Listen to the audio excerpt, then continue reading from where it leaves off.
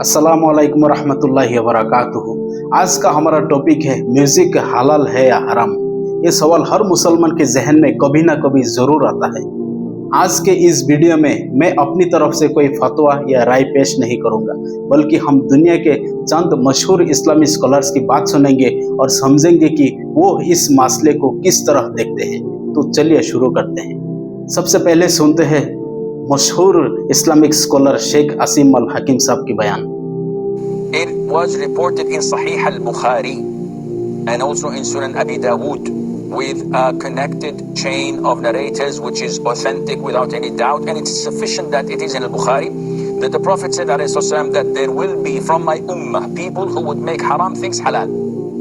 So they would make wearing of silk, fornication, consuming intoxicants and musical instruments halal.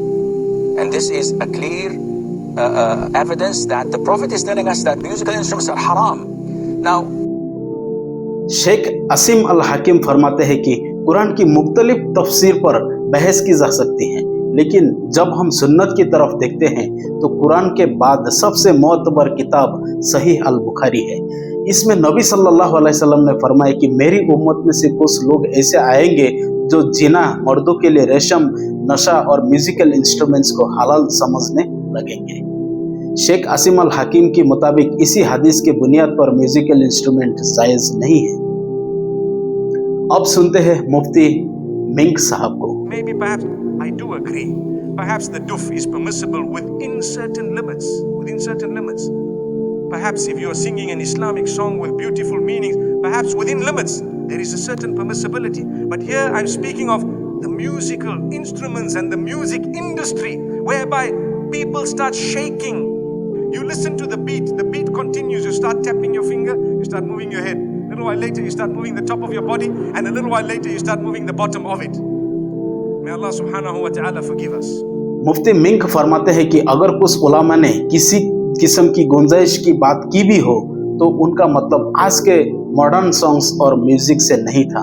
आज के ज्यादातर गाने फहाशी, बेहाई और गैर शरीय ताल्लुकात को प्रमोट करते हैं। ये इंसान के जज्बात और शहवत को उभरते हैं और अल्लाह की याद से दूर कर देते हैं। मुफ्ती मिंक नसीहत करते हैं कि अल्लाह ने हमें कुरान जैसी अजीम नेमत दी है, इसलिए हमें कुरान को अपनी ज़िंदगी का मरकज़ बनाना चाहिए, और अगर हमसे गलती हो गई तो अल्लाह से तौबा करें, क्योंकि अल्लाह गफूरुर रहीम है। अब देखते हैं डॉक्टर यसीर काजी का नजरिया। Music, my position has always been, and I have said this very many times, that I do not believe that wind instruments and string instruments are permitted in our religion. However, the daf, or which is called percussions, which is the beating or the drums, the daf, this is something that inshallah ta'ala it is allowed in our religion. As for why a particular channel does it or does not do it, really that is up to the channel. I don't sit on the board or the committee or the fatwa board, and it is up to them. As you all know, the issue of music is one that we have a spectrum of opinion. Whether I say it is haram or halal, that is my opinion. In the end of the day, there are others who disagree, and there are many major scholars of the world who consider this to be permissible with some conditions. Doctor Yasir Qazi फरमाते हैं कि मेरी राय यह है कि string और wind instruments जायज़ नहीं है, लेकिन दौफ यानी एक सादा परक्शन इंस्ट्रूमेंट जिसका जिक्र अहादीस में मिलता है, उसकी कुछ सूरतों की इजाज़त है। वो साथ ही ये भी बताते हैं कि इस मामले में उलामा के दरमियान इख्तिलाफ मौजूद है। कुछ मोतबर स्कॉलर्स कुछ शराइत के साथ कुछ किस्म की म्यूजिक की गुंजाइश रखते हैं, इसलिए कुछ इस्लामिक चैनल्स उन उलामा की राय पर अमल करते हैं।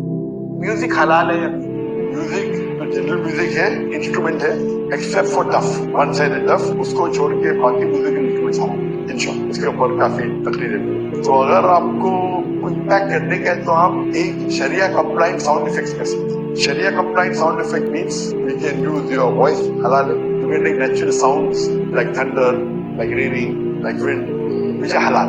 तो म्यूजिक पर से इज हराम। म्यूजिक इंस्ट्रूमेंट इज हराम, instrument except for one sided डफ, डफ के अलावा सब हराम। डॉक्टर जाकिर नाइक भी आमतौर पर यह मौकिफ रखते हैं कि म्यूजिकल इंस्ट्रूमेंट्स जायज़ नहीं है। वो कुरान और हदीस की रोशनी में इस मामले को समझते हैं और कहते हैं कि एक मुसलमान को हर उस चीज से बचना चाहिए जो अल्लाह की याद से गाफिल कर दे। তামাল্লা, বিনোদনের একটা মাধ্যম তো আমাদের লাগবে। ইসলাম বলল ইসলামী নাশিদ যদি তুমি গাও সেটা হালাল।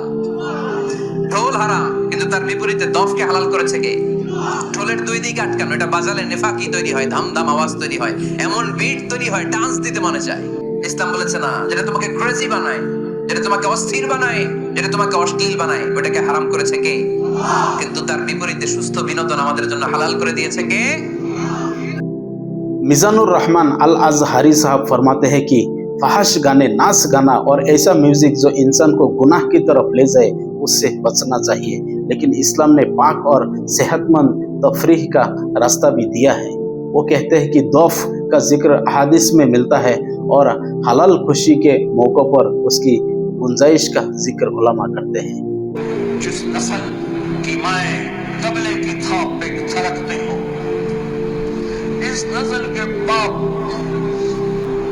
मौसीकी के सुरताल पे झूमते हो, उन माओं की गोद में मोहम्मद बिन कासिम जैसे कैसे पैदा होंगे, हुसैन जैसे कैसे पैदा होंगे, नचने गाने वाले पैदा होंगे, सूदखोर शराबी डाकू जुआरी पैदा होंगे। मौलाना तारिक जामिल साहब अक्सर अपने बयानत में कहते हैं कि जो चीज़ दिल को अल्लाह से दूर करे उससे बचना चाहिए। उनकी तवज्जो ज़्यादातर दिल की इस्लाह, कुरान से मोहब्बत और अल्लाह के जिक्र पर होती है। अब समझते हैं अल्लाह ताला कुरान में क्या फरमाते हैं। अल्लाह ताला कुरान में फरमाते हैं सूरह अल लुक़मान में कि और कुछ लोग ऐसे हैं जो लग़्व बातों को खरीदते हैं ताकि लोगों को अल्लाह के रास्ते से गुमराह करें। आयत नंबर 6 में फरमाते हैं। इस आयत की तफसीर में उलमा के दरमियान मुख्तलिफ अक़वाल मौजूद है और सही अल बुखारी हदीस नंबर 5590 में नबी सल्लल्लाहु अलैहि वसल्लम ने उन लोगों का जिक्र फरमाया जो कुछ हराम चीज़ों को हलाल करार देंगे, जिनमें म्यूजिकल इंस्ट्रूमेंट्स का भी जिक्र आता है। दोस्तों, आज हमने मुख्तलिफ उलमा की बात सुनी।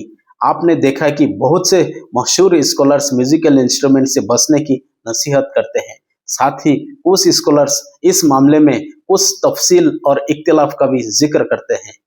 हम सब का मकसद अल्लाह की रज़ा हासिल करना होना चाहिए।